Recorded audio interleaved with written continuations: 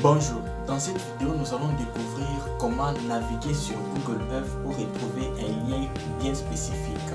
Il peut s'agir d'un continent, d'un pays, d'une ville ou tout simplement d'une cité quelconque, une île que vous êtes en train de rechercher.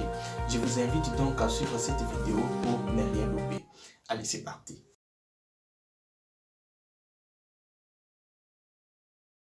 Avant de commencer cette vidéo, abonnez-vous à la chaîne si ce n'est pas déjà fait, tirez sur la petite cloche pour recevoir des nouvelles. Recevez gratuitement votre ebook logiciel Comment ça marche, vous trouverez les liens dans la description. Découvrons à présent comment retrouver un lien spécifique dans le monde à partir de Google Earth. Alors, ces lieux, nous allons les retrouver à partir d'une requête que nous allons taper dans la barre de recherche de Google Earth, la barre que voici. Mais avant cela, il va bien falloir lire en légende ici un élément qui vous permet de reconnaître que en tapant le lieu, vous allez tout à fait retrouver ce que vous recherchez. Et pour cela, vous allez voir dans l'exemple, on nomme hôtel à proximité de Charles de Gaulle. C'est pour dire que à partir d'ici, si on tape un lieu, nous allons retrouver un point bien spécifique.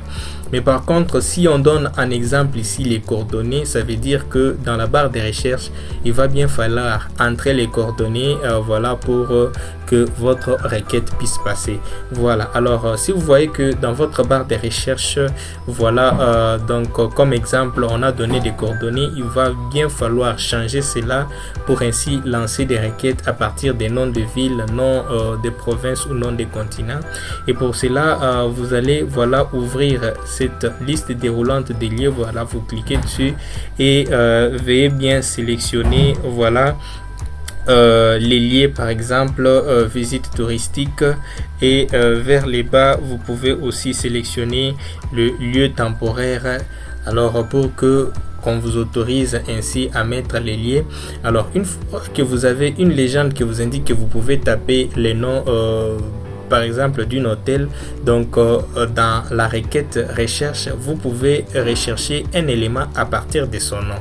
Voilà, alors ici nous allons rechercher particulièrement des villes, plutôt la ville province de Kinshasa et aussi la ville de Paris.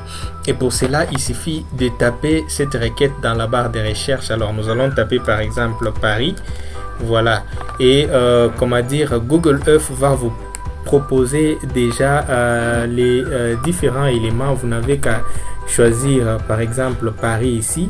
Voilà, dès que vous choisissez Paris, vous allez tout simplement cliquer sur rechercher et Google Earth va se charger de rechercher la ville de Paris et de l'afficher pour vous. Alors là, comme vous pouvez le constater, on est dirigé vers la ville de Paris. Et voilà, Google Earth va charger toute la ville de Paris. Et cela, bien sûr, dépend de la qualité de votre connexion. Alors, si votre connexion est bonne, le chargement sera rapide. Mais si votre connexion n'est pas bonne, le chargement, sera moyen. Alors, comme vous le voyez, il y a plusieurs éléments qui masquent un peu la bonne vue de la carte. Et pour cela, vous avez la possibilité de les enlever pour faciliter la lecture. Et pour les enlever, vous allez vers le bas de la page, donc sur cette couche dénommée calque. Alors vous cliquez dessus par exemple, vers cette couche. Vous cliquez dessus pour avoir de plus en plus de détails. Donc c'est ce que nous allons faire.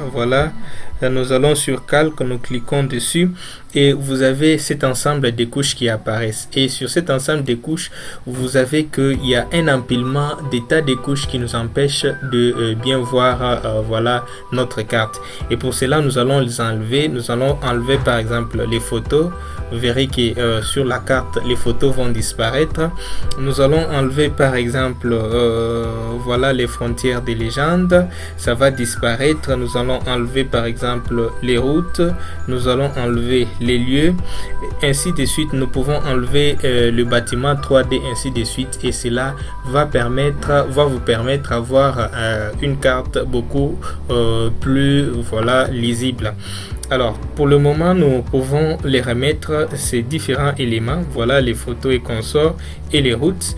Alors nous pouvons, pour voir les détails de cette ville, tout simplement nous avons à double-cliquer sur la carte. Donc dès que nous double-cliquons, nous irons voir de plus en plus de détails.